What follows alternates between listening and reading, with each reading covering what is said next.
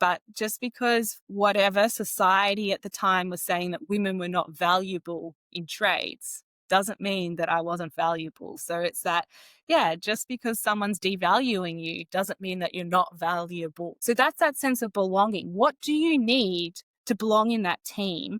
And how do you communicate that to the person that can provide that for your team? And it might not always be your manager. It might be a coworker and say, hey, I don't feel comfortable speaking up in this meeting. When you get a chance to speak, and then you check in and ask my opinion or something like that. Find allies to help bring forward that sense of belonging for you. And if you have a team that can say, hey, you're not showing up as the best version of yourself, you're displaying some of the characteristics and behaviors we agreed we weren't going to do in this team. Can we check in with you? What's going on? Are you okay? So actually coming with empathy when you see team members not showing up as their best self, going, this is unusual. Turn this up, turn this up. Your professional development is one of the keys to your career success. When you combine your desire to grow with actionable steps, your journey to success becomes an incredible reality. Hi, I'm Paul Ferrandi, aka IncrediPaul, and welcome to IncrediPaul Leadership, where we learn how to become the most incredible versions of ourselves by learning from each other. First off, thank you so much for listening to this episode, but I also want you to know that you can watch it on YouTube as well. Whether you're listening or watching the show, really appreciate your support. Today, I have the honor of having Hacia Atherton on the show. She's the author of The $1 Billion Blind Spot, a leadership strategist, and the first female CEO of a major plumbing company in Australia. Basically, she does it all. Yeah, basically is what it is. But after surviving a near fatal horse riding accident, she turned her recovery into a mission founding empowered women in trades and leading bold cultural reform across some of the world's most male-dominated industries. So that was just a little bit about you, Hacia, but how about you introduce yourself the way you would do it? Well, thank you for that beautiful introduction. How I would introduce myself is my passion is to really make sure we're building organizations where human beings can thrive, where there's a high level of respect for everyone around the table. Everyone's voices are heard and elevated around the table. And we're actually building workplaces that are investing in people's psychological well-being, not taking away from their psychological well-being, and understanding that that is not fluff, or to do that you have to emotionally coddle people, but building really psychologically safe and psychologically strong workplaces is the number one predictor to having high performing teams and high levels of profit in your organization. So from my background of accounting and in my book, I've really connected the hard dollars to workplace culture so that we understand it's not a secondary thought. It actually has to be part of your strategic planning, your competitive advantage. And if you want to make profit in your business, culture is the number one lever you need to. You talk about psychological safety. So say whoever's listening to this podcast has never heard that term before. How would you describe what psychological safety is? So if you're in a meeting or you're working alongside a colleague in a team environment and you have an idea, or you have an opinion, are you feeling comfortable of putting that forward? Or are you feeling if I do that, my job might be at risk? Will I be judged? Will I be humiliated? Will I be shut down? Will I be told that that's not relevant? Or will I feel a negative experience by speaking up and putting forward my opinion, especially if it's a challenging opinion, if it's opinion challenging the perspective that's currently being put onto the table? Do you feel comfortable putting forward your opinion? And when you do you have positive experiences afterwards? Even if your opinion is not taken forward, you understand why, you still feel like you're contributing, and you understand that it might not be the right time to implement your opinion, or it's not relevant to the current strategy or something like that, but you don't walk away feeling shut down or silenced. Yeah, that whole not feeling shut down or silenced is huge. Yeah. Yeah.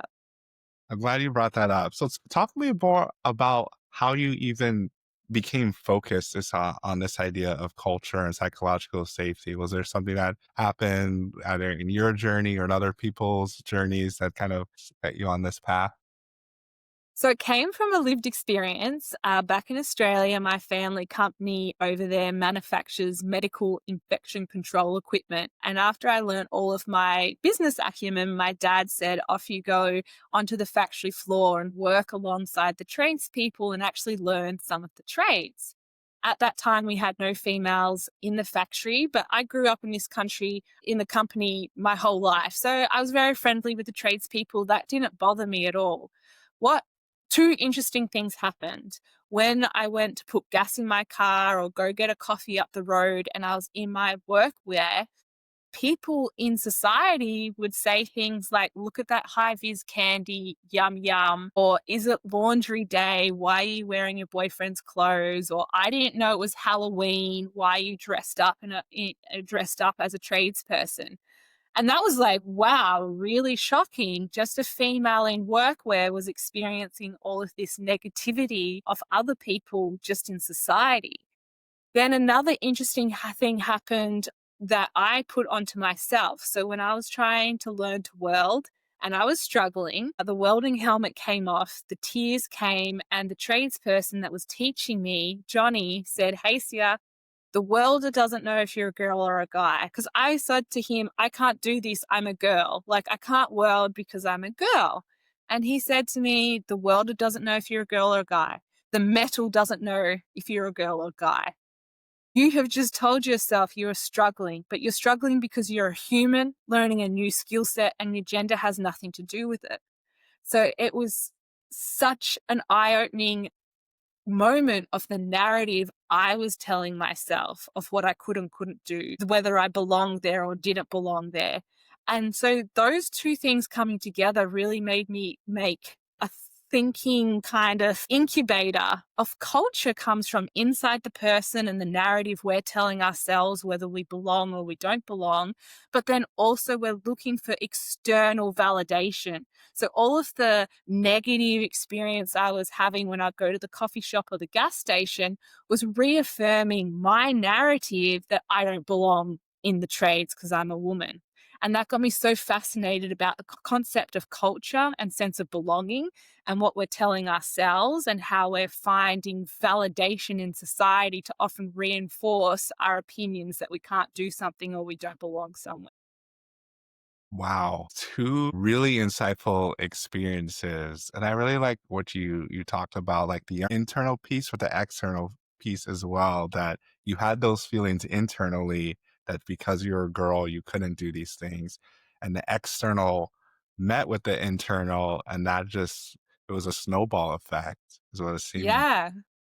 Exactly. And then so you take that into workplaces where the external is in the workplace. If you're showing up and you think, I'm not valued or I don't belong here, and then you actually have things in the workplace that's reaffirming that, you're going to get people leaving or you're going to get people showing up feeling very psychologically distressed because they don't feel a sense of belonging and inclusion. And they're actually reaffirming their own narrative of a self of value or self-worth. And as I always say to people, just because you're in an environment that doesn't value you doesn't mean you're not valuable. And I think that's really important for us to understand. And sometimes, yes, we can be the champions of change and force workplace culture to change around us. But sometimes we have to remove ourselves from that environment and go find an environment that values us and allows us to thrive. Wow. That was a mic drop moment that you just skipped past really quickly, where you said, just because, yeah, I got to go back and say it, that just Go because, back, go yeah, back. just because you're you just say it again. Just because someone's not valuing you doesn't mean you're not valuable. Hmm. And I think that's that really important thing we have to reflect on. Like I was saying, my internal story, I was devaluing myself in that welding bay. And that was coming from me. But just because whatever society at the time was saying that women were not valuable in trades, doesn't mean that I wasn't valuable. So it's that, yeah, just because someone's devaluing you doesn't mean that you're not valuable. That's really powerful. So a lot of the audience is Gen Z professionals in STEM, and belonging is important to everyone. But I know for that group, like even though I'm a younger millennial, like I resonate with that group as well. That this belonging, and then you also mentioned finding those cultural fits. I guess how were you able to do that and navigate that? You could kind of like talk me through your journey as far as like maybe sometimes there's some cultural clashes between what you needed versus what you were experiencing. Yeah. The first step was really understanding what I needed, Yeah. understanding what support looked like for me to show up in my authentic way. So I used to lead in a very masculine way, I think, of just focusing on driving the project forward at all costs, not checking in with the team, how they're thinking, how they're feeling. And that really burnt me out because I wasn't honoring my feminine strengths of that connection and that empathy and that care piece. And you really need to have the balance of both men and women, like that, the masculine and the feminine psychology is inside both of us as a human. And I talk about this in the book. And when we disconnect from one, we really are not doing ourselves justice. So I really start to learn, okay, how does a sense of belonging look like and feel like for me in a workplace? And then how do I start to communicate that to other people? And as I got higher and higher up in leadership and I could take more control of that, I would carve out time for, at the start of a meeting that I knew there was going to be a lot of conflict, hey, let's all just check in with each other. And I want everyone to say something that they're grateful for, whether it's a personal thing or a professional thing. If you're grateful for someone in this team or a family member, just to put people in that positive mindset and positive energy of taking a moment to reflect on that gratitude piece before we got into a difficult conversation, because that created a sense of belonging for me. I knew I was building community around that table through sharing that positive energy before we got into a very high conflict place. So for me, I had control of that. I could create the sense of belonging in that meeting, that I need connection with everyone around that table before we go into conflict. So that's kind of a little example of how I did it. And again, sense of belonging, I started to bring in more. I love pink. I'm very feminine. So I started to bring in pink stationery, like, my mouse pad is pink. So I looked for certain ways that I could bring my identity in while still respecting the workplace environment. So having your own stationery, if your workplace allows that, that's a great way to kind of bring in your authentic self. Again, if you can put up posters, I've got little dogs back in Australia. So I'd put up pictures of a little dog or a quote that inspired me. So I really started to go, what was areas that I could control that could create a sense of belonging in my environment? I could express myself while still respecting the workplace and finding that balance. Then how do I communicate with people what a sense of belonging looks like, feels like, and sounds like for me as well? So, for example, I'm often the only female around the table, and I communicate to those people, if you call on my opinion, you're calling on my opinion as a professional. Don't say, what does the girl think? Or let's hear what the lady, or let's give the lady an opportunity to speak, or here you go, you can have the table now. Or actually really calling out that I'm the only person around the table with a unique perspective because I look different to everyone else. So I will always communicate to whoever's running that meeting or my leader or whoever, just be like, I'm part of the team. I have an opinion, and if I have an opinion, I'll put it forward. I appreciate you might be trying to carve out space for me to speak, thinking that I'm nervous to speak up, but I'm a very confident woman. If I have an opinion, I will put forward my opinion. You don't need to call on it and make a big deal about it. Some women are different. Some women feel quite intimidated around a table of just men, and they need that ally to carve out that space. And therefore, they need to communicate that and say, hey, can you check in with me a couple of times in the meeting and give me an opportunity to speak? Because I don't feel courageous enough, Yeah. or I don't feel comfortable enough speaking up. So that's that sense of belonging. What do you need to belong in that team? And how do you communicate that to the person that can provide that for your team? And it might not always be your manager, it might be a coworker and say, hey, I don't feel comfortable speaking up in this meeting. When you get a chance to speak, and then you check in and ask my opinion or something like that. Find allies to help bring forward that sense of belonging for you. I like that. There's a lot of intentionality there, like what you're just saying with finding allies, or even just you knowing that you're a confident, powerful woman, and like if you have something to say, you're going to share it. Whereas other people might not feel as comfortable in the room. So I think that's a really important thing to bring up, because there are multiple ways to go about doing it. You're not saying there's just one way to do it, right? And that comes back to, what is the sense of inclusion and belonging? And I ask you that question, like, if you were going to describe what's a sense of inclusion and belonging for you? I think for me is knowing that my opinion is valued and received. Or in certain situations, like it just depends on where it is, different places I've worked and things. Like I bring something to the table, and I'm not someone who will shy away. It depends on the situation, because sometimes it feels like this is not the right forum to bring it to, and I'll bring this someone outside. But if it's something that it directly impacts me or the team I'm on, I'll be like, hey, this is what's going on. It's really been more in the last few years if I've gone later in my career and I've developed some of the expertise. I think a lot of it earlier was like, I don't know what I don't know. So I'm afraid if I Yeah. say this, that I don't have all the full picture. But even reflecting back on that, I still could have said something and learned something from it.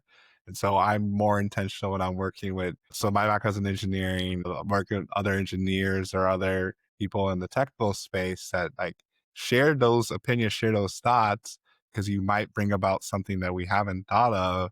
And the worst case, you just learn something. Exactly, exactly. And that goes to something I'm very passionate about, which is this concept of co-design. You got to co-design your culture in your teams for a sub project or something. And it's that intentional. What is the code of conduct? What are the behaviors we don't want to see in this team? What are the behaviors that we do want to see? And we're giving everyone permission to call each other out when we see behaviors that we have agreed in this code of conduct are not what we want to see in this team, whether that's speaking over people or showing up late for meetings or being aggressive when there's conflict. What are those behaviors we agree as a team we don't want to see? And then it's that kind of co-design of like everyone agrees they're going to show up with the good behavior. We're human, we fall short. So we also give permission to other people. I agree.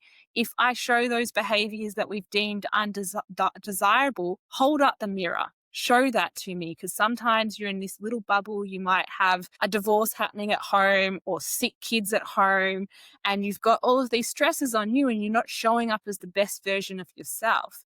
And if you have a team that can say, hey, you're not showing up as the best version of yourself, you're displaying some of the characteristics and behaviors we agreed we weren't going to do in this team. Can we check in with you? What's going on? Are you okay? So, actually coming with empathy when you see team members not showing up as their best self, going, this is unusual. What's happening? Are you okay? Can we support? And sometimes it's just like, nah, I've got a lot going on at home and I'm obviously bringing that to work. Okay, can we do a reset, like a breathing exercise? Do you need to just go for a walk? Like, do you need a snack? Like, what do you need to kind of reset you to disconnect from what's driving that undesirable behavior? You said that's co-design is what that's called. Yeah, so it's co design with the team of what the culture of the team's going to look like. I really like that. Is that something that's in your book? Yes, I talk about those kind of concepts in the book and how to bring these positive psychology strategies to your self leadership and your leadership of your team. Now, leadership for me doesn't come with a title. You could be the most junior person in the team, but you can still lead what good looks like for the culture of that team. So for me, I think people often confuse management and leadership and titles and leadership. Everyone has the ability to be a leader. I really like that. I like the way John Maxwell puts it is that leadership is influence, nothing more. And I like what you distinguish between leadership and management. Because people are like, oh, I'm a leader now because I got a management title. But no, you could have been a leader before, whether or not you had the title. Yeah. And I know plenty of executives that are very high levels out there that have the title that I wouldn't call leaders. Yeah, absolutely. Agree with that. But I definitely want to hear more about your book. So for those of you who are watching, you already see it in the background, and you saw her pink mouse earlier. So that's the for those of you listening, she held it up, but you didn't see it, so you're missing out. But talk me more about your book, why you wrote it, what you're most excited about. So, what I really love about this book is it's a mixture of like a memoir. So, I talk a lot about my lived experience of overcoming my horse riding accident where I was told I was never going to walk again in any meaningful way. And I've had over 30 surgeries since. From the day the accident happened, I was in hospital for about 6 months. And that first 3 months, completely non-weight bearing, so literally trapped in a hospital bed. Like my body became its own form of prison because I couldn't escape. I couldn't move. If I wanted to move, a whole medical team would have to transfer me. And that's where my love of positive psychology started to come into play and really helped me mentally get through a very hard time. I had depression, I was very anxious. I'd lost a lot of my, I guess, identity because I identified as a dressage rider, a high-level athlete, someone that was very fit, someone who was very active. And what happened is I started to learn because I couldn't go to the world, but the world was still coming to me. In hospital, you don't get 30 minutes alone between someone cleaning your room, bringing you food, changing dressings, checking on your drip, blah, blah, blah, blah, blah, blah, blah, blah, blah. So I was like, this whole world is coming to me. How can I be the sunshine for that world? How can I make them laugh? How can I make them smile when they come to my room and look forward to coming to my room? And positive psychology really taught me a lot of that. And that's how I started leading myself through a difficult time. But I became a leader in the hospital because other people wanted to follow that. Other people that were in the rehab hospital were mimicking my behavior and were bringing their bad dad jokes to the hydro pool. And the next minute, we're all trying to do one dad joke better. And something that wasn't an enjoyable environment was filled with laughter because we were all being silly. And that's where I was like, wow, that's incredible leadership. Through then my career as well and my master's in applied positive psychology. So I really wanted to write a book that was applicable. Everything I suggest in that book, I either do myself for my self leadership or I've implemented it for my team leadership. And I really wanted to kind of unpack this tension that we see a lot in the workplace between men and women in male dominated environments. This concept that a man has to step up and walk away for the table to give a seat for a woman at the table, and somehow men are losing in this kind of gender balance game, which is not true. And I really talk about, toxic masculinity, but also toxic femininity and what happens when we're out of balance, and that nature is all about balance. And there's a yin and the yang, there's masculine and feminine. And if we come together and respect each other, understand what we can learn from each other, what is your strengths as a man, my strengths as a woman, and how do we actually complement each other, not compete with each other. So I really put a lot of that psychology in there, that psychology of how men can really tap into their human state, which is their emotional state. And I talk about in the book how sad it is as a society, we put men in this cage away from their emotional state and really disconnected them and kind of misplace what being stoic is, which is meant to be emotional mastery, which means you have a deep sense of your emotions. You just don't respond from emotional state, you react. But we've kind of misstewed that and told men being stoic means you feel nothing. Means you just take the punches and you man up and you be tough and you bite your lip and you put up with it and you grind harder and harder and harder no matter how much someone is hitting you, which came from the Industrial Revolution, where we wanted to pretty much enslave men into just working to build all of this stuff. So, and especially in trade-based industries, we really haven't gone far away from that culture. So what I really wanted to inspire in this book and give the practical tools for a lot of men particularly is how do they reconnect with that emotional state? How do they find out who they are without the title of being a plumber or an engineer or a husband or a son or a dad? Because society has really forced men to show up in a certain way because of their titles. I have to behave this way because I'm a husband now, or I have to behave this way because I'm a dad now. But what does it mean to be a man? What does it mean for you to be a protector, to be a provider?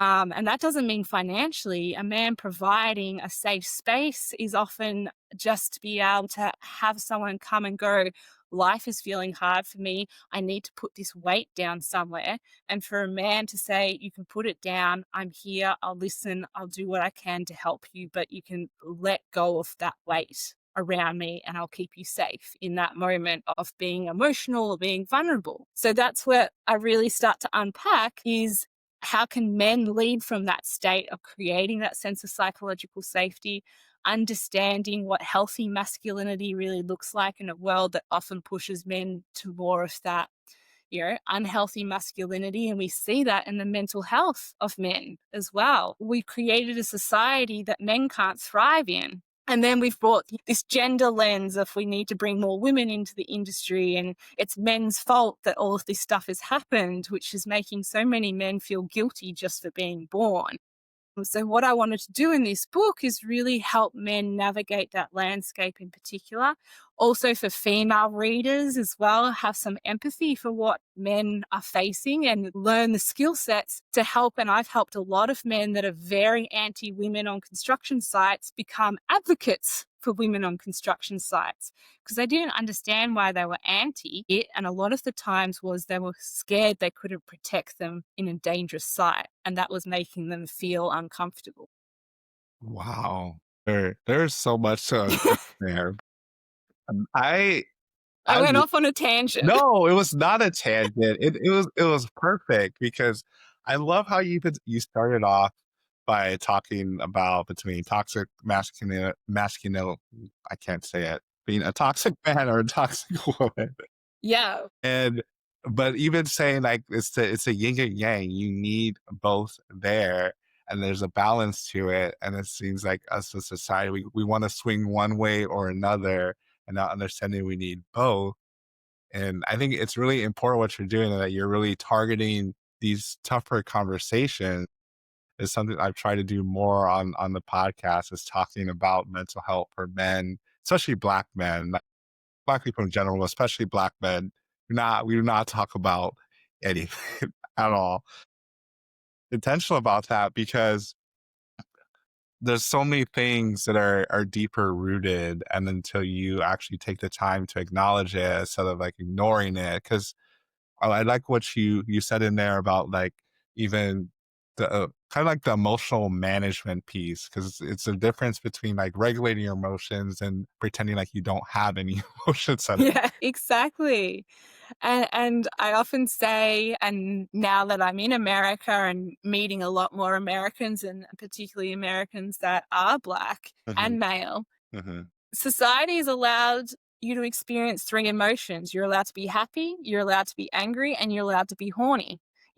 And it's kind of like those are the three states a man's allowed to be in, which breaks my heart because the emotional spectrum of so many of the different emotions is so beautiful. Even if we look at anger and start to unpack what mhm, emotions get to anger, which is overwhelmed, frustrated, feeling incompetent, fear, scared. If we can understand those emotions, you can do some amazing things out of that emotions. Because if it is fear that's building up to anger, well, what are you fearful for? What are you protecting? What part of you feels incompetent that's leading up to anger? Well, how can we actually grow and upskill yourselves and lean into that incompetency, which is very scary for men because, again, we've told men they've got to have it all together. mhm, So then how do you actually lean into that incompetency that's building up to anger because you're trying to defend and protect something that's inside that feels scary and actually grow you as a person? How can, again, we can feel senses of overwhelm, but when we then start to unpack the overwhelm, we often find areas of excitement of like, actually, that goal is achievable. It was making me feel overwhelmed, but when I unpack it and look step by step, it's actually a really achievable goal. And you can transform feeling overwhelmed to excitement or motivation or contentment or joy. So something I'm really passionate about is particularly working with men and helping them understand their emotional states because they haven't been taught that skill set. Absolutely not. We're definitely taught to not like, yeah, I laugh at it, but it's so true. It's really like those three emotions being happy, angry, or horny. And I never never saw it put just like that, but it's so true. Those are the ones that are acceptable. But then anger being the underlying, like the secondary response to all these other things that you mentioned. Yeah, exactly. So I talk about that a lot in the book, and that was a big motivating factor. I interviewed a lot of men in male dominated environments about their struggles, about their frustrations, and about this kind of where we've gotten in this landscape of like, I just feel like I'm doing something wrong being born and showing up as a male, you know. And that's where I think we've gone too far in trying to empower women with disempowered men. And I really think, an empowered man will empower a woman, and an empowered woman will empower a man. Going back to that yin yang, we don't have to take anything away from men to rise for women to rise. So I haven't risen through my career by taking anything from a man or taking a place from a man or a role from a man. If anything, men have mentored me and helped me to get where I've gotten. So I really wanted to unify, I guess, that the masculine and the feminine, both inside ourselves, but also across the table, and understand we don't have to fight. It's time to unite. Yeah, there was a time, and I talk about this in the book, connected to my family, great grandfather that was fighting in Australia for the right for women to vote and stand for parliament. There was a time when we had to fight. But I just think, especially in countries like Australia and America, it's time for us to unite and go through what does that co-design look like for women to be in their healthy feminine, men to be in their healthy masculine, and how do we complement each other instead of trying to destroy each other?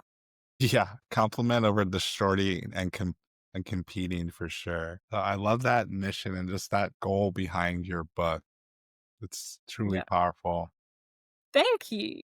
I want to dive deeper, and I'm sure you've done this several times about like even some of the maybe just one because it's in your books. I don't want you to give away all the secrets, but one of those things that you're able to tap into as far as positive psychology to help get you through being in the hospital, not able to move at all, basically for 3 months, and then being in the hospital rehabbing for 6 months. Like, talk me Yeah. through like I'll say one. If you want to do another one, that's fine. But at least one thing that you were doing to help yourself through.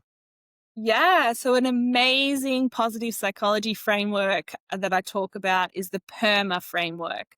So it's looking at 5 different pillars of what makes us flourish and thrive as human beings. So looking at the positive emotion pillar, which is learning how to have gratitude for even our darkest times. So when I was learning to stand again and I could only stand for a few seconds and then I'd fall over, it was horrifically painful. I learned to find gratitude in that moment because I knew it was building some kind of resilience, some kind of strength. It had a role and a place, and just building that positive emotion. And before I stood up, anchoring in this has a purpose, this has a reason, kind of almost trust the process. I would lean into that hard moment with positive energy in my heart, which really kind of made it bearable in a way. And then you've got E, which is engagement. So, what are those kind of moments that you lose track of time? And for me, that was, writing, finding something that I could research. So, I started researching the psychology of pain, the biology of pain, neuroscience of pain. Like, I love learning. So, I'm like, okay, let's go down a rabbit hole to understand everything I can about pain so then I can address my own pain in the best way possible. And then the relationship pillar, which I touched on before. How can I make every interaction I have with a person a high quality connection? How can I make the lunch lady have a good experience coming and delivering me lunch? And so that was what I really focused on. And then you've got the A pillar, which is achievement. So that was a big thing for me because I went from being a high level dressage rider, achieving on a big scale, to now I can't even move myself. So I really had to learn to start celebrating my achievements of like, yeah, I can sit up a little bit further. We've got another 5 degrees in how I can sit up. I'm transferring from my hospital bed onto the little gurney so much quicker and so much easier. So just looking for those little wins that I could celebrate and achieve and actively celebrate them for myself. And then the final one is that sense of meaning. And that was really important for me in hospital, is to go, what is my meaning? What is the purpose here? What can I do? And that really put me on the journey of starting to realize like my meaning is kind of being this bridge. Like I said before, I've see so much disconnection in the workplace, disconnection between colleagues. I saw it in the hospital too, between nursing staff and everything. And I thought my meaning is to work out how I can become the bridge of all of this disconnection and get us from this fighting to uniting way. And I would do that, yeah, in the rehab room. I would do that. I just started naturally going, how can I bring people together that are pushing themselves apart? That's really powerful. Do you feel like there's any one of those in that framework that connect the most with belonging? It's an interesting question. And I think PERMA is a bit like your DNA. You know, everyone has different levels. Some people need a lot more positive emotion in their life, a lot less relationships. And it changes like where you're going with it. I think if you really start to understand those 5 pillars, what they mean to you, you help yourself find your sense of belonging. And I'll often ask people that question, what's the sense of belonging for you? And they really, really struggle to understand it. Where if you get them to work through the pillars and understand what those 5 pillars look like, feel like, sound like for them, and you get them to write them all down, you kind of start to see what a sense of belonging feels like for you. Because interesting enough for me, I feel like I belong in places where there is that friction and there is that challenge. I feel Really? like I belong in the boardrooms when I walk in there and all the men are like, what is this woman going to do? She's just here to tell us that we're the problem and we need to move over and get more women in here. I get such a sense of belonging in those rooms, which comes back to what is my sense of meaning? It's that bridge. Where do I feel that sense of positive energy when I'm facing a challenge and I've really got to dig deep to feel grateful to be facing that challenge? What makes me light up about relationships when I get that little smile or I get that softening of someone that was a little bit rigid? What's that sense of flow is really engaging in understanding the psychology of what's happening around that room. What's that sense of achievement? You know, if I can get one guy in that very defensive boardroom to soften and go, yeah, I feel a little bit more comfortable being vulnerable and saying this D&I strategy is really overwhelming for me and I don't know how I can contribute to it. Fantastic. Let's have that conversation. Wow. Yeah, I see how it all comes together. Thanks for breaking Yeah. it down. Because originally when you were walking through it, I was like, okay, maybe like the meaning part of it, but it really makes sense between the positivity, engagement, relationship. With M was meaning, right? Yeah. M's meaning and Then A is achievement. achievement. Yes. Okay. Just make sure, check me, make sure I'm listening correctly. No, you've listened very well. Thank you. Well, we have been going for a while and I feel like we could go a lot longer, but I want to make sure, is there anything we haven't talked about yet, either in your story, your book, or anything you want to leave with the audience as we kind of wrap things up in the last few minutes? I think we've had a really beautiful kind of conversation that covers a lot of things. I'm just very passionate about people finding your voice and realizing your voice is your voice. It doesn't have to be loud, it can be soft. Leaders can lead from a soft space. Leaders can lead from a loud voice, and all of that kind of stuff. So, very much, whoever's listening, take that moment to self reflect and go, what is that sense of belonging in myself? When do I feel most comfortable? What is my strengths as a human? And how can I show up with those strengths? And if that is that quiet person that makes everyone in the office feel valued because they give them a birthday card on their birthday, or they remember about their kids' swimming carnival, you are showing up being a leader, just going one to one saying, how did little Johnny go in his swimming carnival? You'd be surprised how much of an impact on culture that will make versus, I'm a big leader. When I walk in the room, you definitely feel me in the room. But I know a lot of amazing people that are more those wallflowers that still have an amazing impact on other people around them. So take time to really reflect. Who are you as a human? How do you want to lead? What does that look like? What does that sense of belonging look like, sound like, feel like for you? And then go create that. No one's going to create it for you. You have to be proactive to create that sense of belonging in the bubble that's around you. Like we said before, I've created my bubble that I feel a deep sense of belonging in a room of high conflict, a lot of, men that aren't that proactive or excited about a diversity and inclusion strategy, and working with them to understand, what does D&I actually mean to them? That's very powerful. And so thankful for you that you have that energy when you're in those rooms, because those rooms are terrifying for most people. But to have them and be able to work through that is really Yeah, it's interesting because I'll walk in there in my high heels and I'll be looking gorgeous, and they're like, "What is about to happen to us?" So sometimes I can see the fear on their faces. They're like, "Uh-oh, what's about to happen?" that's really And then they see the soft side of me of like, "Tell me more about how you're feeling." And they're like, "Wow, she actually cares about what we think and feel, even if it's controversial." And that's, I think, the other thing is coming back, and I talk about respect a lot in the book.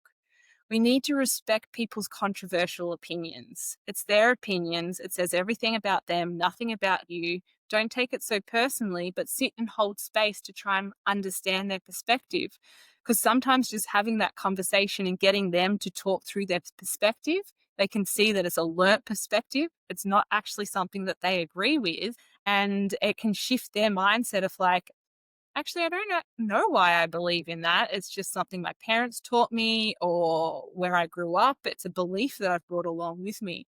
So you'd be amazing the amount of times I've sat against opposite someone that has a very different perspective from me that I could get offended with if I wanted to. But I showed up with respect, saying, that's interesting, different perspective to mine. Teach me your perspective. Why do you believe that? Just keep asking questions, being curious. And sometimes you'll get to a point they're like, I don't actually know why I believe that. And then you can see their head going, well, maybe that's not the right belief to have. And maybe I've just been mimicking behavior that's been taught to me. So again, that's the leadership. If you can show up with respect, hold space for opposing opinions, let people unpack those opinions in a teach me why you think this way, that's often the best way to shift people's opinions, because it's amazing how much we just carry forward beliefs that aren't even our beliefs. wow. That is so true. We just carry forward things, and like the whole concept of like unlearning things is something I've been more intentional about the last few years. Is that yes, like this is something I thought I knew, but did I actually challenge this belief? Why do I actually believe this? I love what you were just talking about, holding space and respecting other people's beliefs, even if it's not your own. I think you would agree with this, but let me know if you don't, is I think sometimes people feel like respecting other people's opinions is the same as agreeing with their opinions, but that's not Yeah, true. You can respect someone's opinion and still have a totally different opinion. exactly. And literally the statement, like with all due respect, that's your opinion. Thank you for explaining it to me. I still hold a slightly different opinion and that's how I'm going to live my life. But all due respect for you and your opinion, at the end of the day, I don't think we're going to be friends, or maybe we can't do business because we have opinions that aren't going to align with each other. Or sometimes those misaligned opinions create enough friction for innovation and you find something that's the middle of the two different perspectives. And that's amazing. But respecting someone doesn't mean that you're endorsing them, doesn't mean that you're adapting their beliefs, doesn't mean that you're living their way. But that doesn't mean that you're persecuting them for their opinions. And I think that's where the line is. Respect is you do you. Persecution is like, because you believe something, I'm going to treat you in a certain way. Wow. Man, I feel like we could go really deep on that, but I might just have to have you come back. I would be honored to come back. Yeah, but I want to make sure We that can create a side podcast of just you and me talking we all the we time. could. There you Yeah, go. don't tempt me because I will do it. I'll definitely do it. But I want to make sure people know how to stay connected with you. What's the best way, whether it's website, socials, whatever. Yeah, so socials, I'm on LinkedIn and Instagram. So just my first name and last name. You'll find me on those two platforms. There's not too many Hacias out there, so I'm not that hard to find. And then I've got my own website, which is my first name, last name.com as well. So you can reach out to me through all of those platforms. So search for Hacia Atherton on Instagram and LinkedIn and haciaatherton.com. Yes. Make sure to go to the website. Yeah. Awesome. And then the book you can buy on Amazon as well. Yeah, The $1 Billion Blind Spot. How much is your workplace culture costing you? And then a lot of the stuff I talk about, if you want more details on that and how you actually apply it, it's a very practical, this is how you can apply it to yourself. Absolutely. So make sure your socials, your website, as well as the book link to Amazon is in the show notes, whether you're on YouTube or wherever you're listening to this podcast. It has been so incredible having you on the show. I just love the energy you bring, the authenticity you bring to an area that I feel has been overlooked, just to bringing us together as male and female and understanding that we both bring value and that we don't have to detract from each other. We can bring our whole selves, truly our whole selves, not what people tell us our whole selves need to be. And that's going to really make the difference. Yeah, exactly. It's been an amazing conversation. Thank you so much for having me. Absolutely. Well, turning to the audience, I know you got something from Hacia's story, from what she shared. Definitely tap in with her, stay connected with her, get her book. Absolutely, you need to get her book. And I would say to the audience, I think the key thing behind a lot of things we're talking about is make sure you're being really intentional and doing the self-reflection. Because a lot of times we go through life not realizing that we have held on to beliefs or things that we've always done. And it's important to challenge those beliefs, reach out to people that can see those blind spots, pick up the $1 billion blind spot. If you do those things, you can truly be incredible. Be sure to rate and review this podcast on your favorite podcast listening platform. We'll see you here next time. And be incredible. Incredible.